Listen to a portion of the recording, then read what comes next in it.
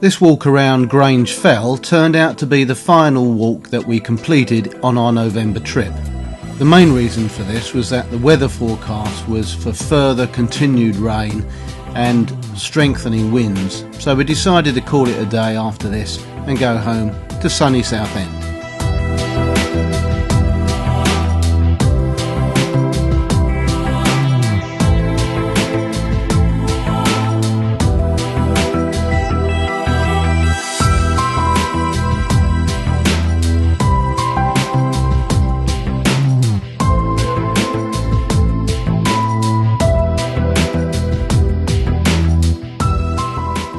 That'll teach me not to wear my cap. Grange Fell has three main fell tops. One is Brund Fell, which is the Wainwright. The second is Kingshowe, which is a Birkett and has fantastic views of the Derwent under normal circumstances. And the third is Essent, which is currently the recognised highest point on Grange Fell. Because we knew that this was only going to be about a 5.5 mile walk, we didn't bother taking our backpacks today, just some water, just in case we needed it.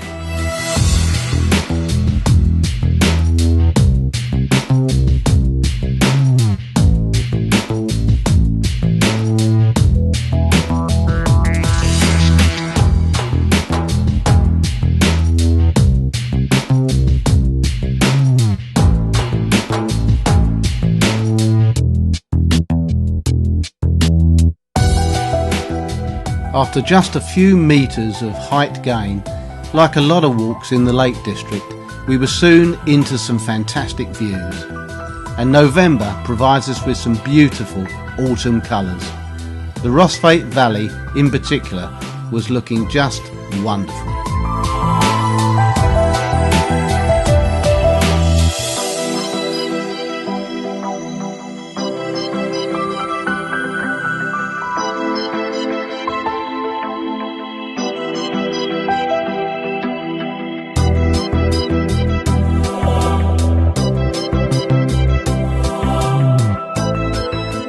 To be honest, we were really struggling today after yesterday's Eagle Crag underwater 10-mile slog, and the wind was very gusty, as Dave will show you.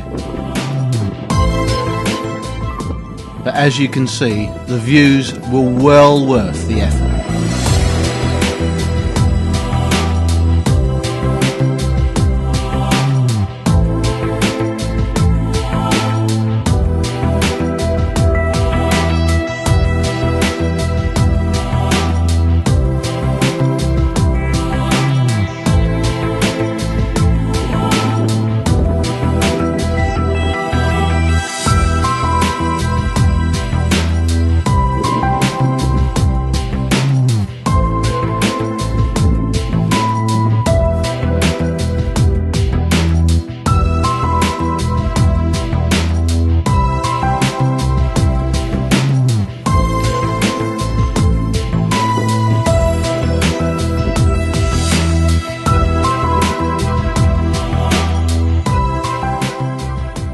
As we climbed, we had great views of Castle Crag and looking up to high-spired Maiden Moor, knowing that we'd completed all those fells. Here we could either go to Kingshowe or Brund Fell, but we were off to bag the Wainwright.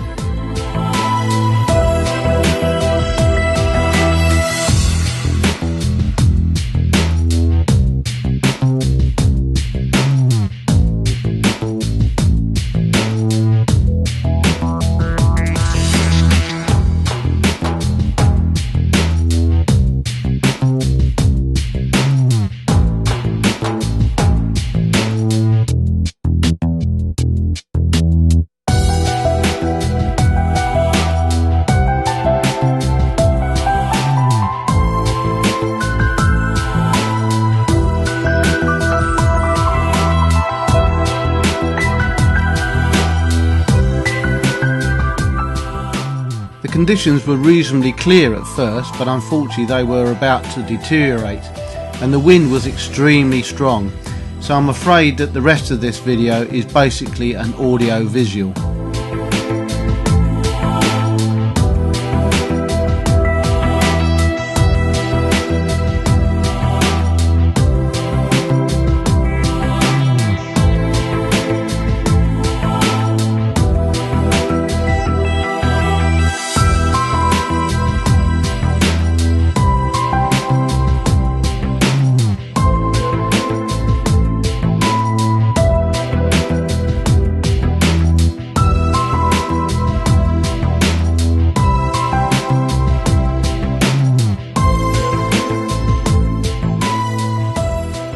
because it was so windy on top of the fell, we didn't hang about, and we soon dropped through what is Day's favourite stuff, thick, boggy heather.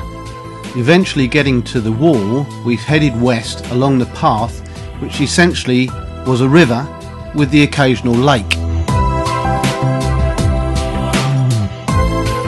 But eventually, after a lot of effort, we reached the ladder stile and headed north towards King's How.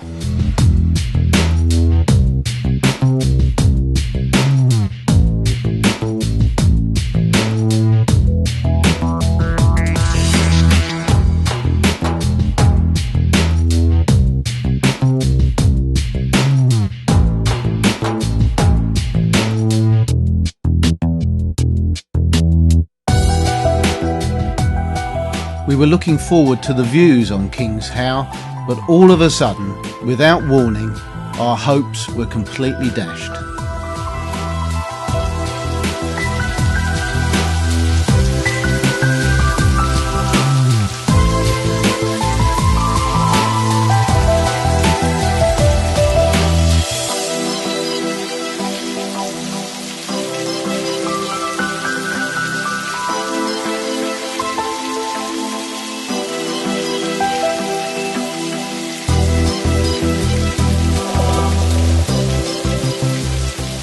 Can't beat heavy rain and very strong winds to encourage you to get yourself down.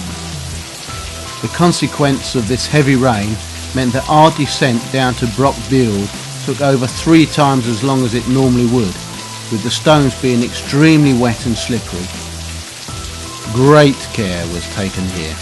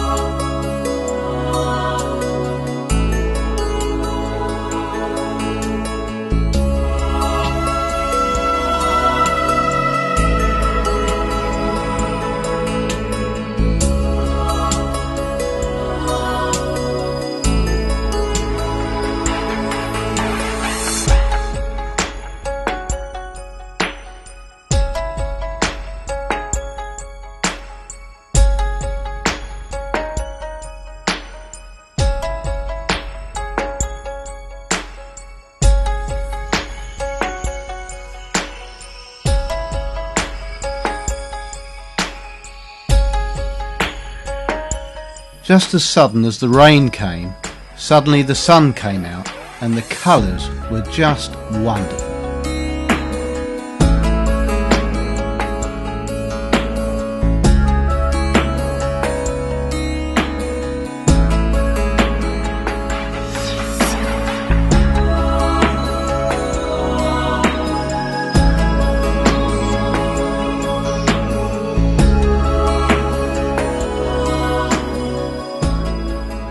Though all the footage is taken in November, the video is actually created in January of 2015, and on Sunday the 18th of January this area was featured on Countryfile, which showed how the National Trust had made this area totally accessible to wheelchair users, providing them with the opportunity to use this training abseil point just like their able-bodied brethren.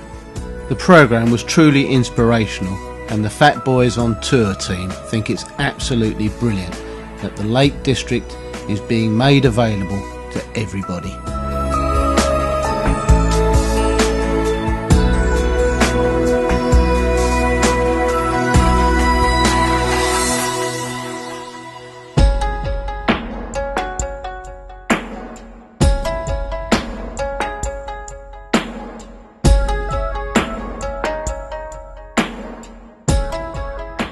Having made the hairs on our back stand up, we now headed towards the Bowder Stone, or the Bowder Stone as it's spelt.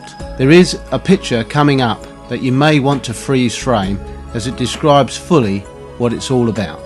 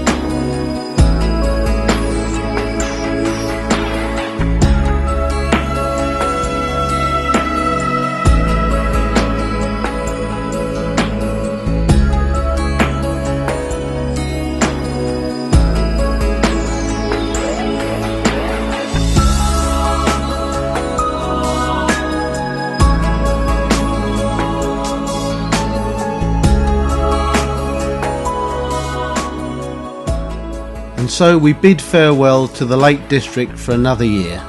Thanks very much for watching.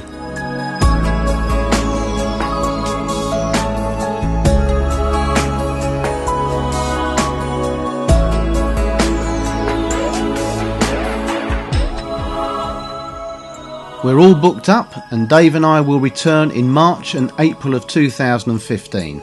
During these two trips we hope to finally complete the 214 Wainwrights. Dave has 31 to go and I've got 24 to go, but 31 as I will be with Dave all the way. We hope to be in the southern and western fells, and we'll see you out there.